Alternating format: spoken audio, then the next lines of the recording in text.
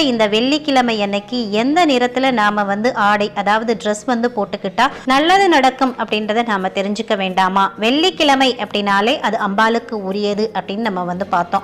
அம்பாளுக்கு உரிய பொருள் அப்படின்னா அந்த பட்டியல்ல முதல்ல இருக்கிறது குங்குமம். குங்குமம் சிவப்பு நிறம். சிவப்பு நிறம் அல்லது மெருன் நிறத்துல இருக்கும். வெள்ளிக்கிழமை நீங்க சிவப்பு நிற ஆடை உடுத்தினாலும் சரி, மெருன் கலர்ல நீங்க ட்ரெஸ் போட்டுக்கிட்டாலும் சரி, அது மூலமா உங்களுக்கு ஒரு அதிர்ஷ்டம் உண்டாகும் அப்படின்னு சொல்லப்படுது.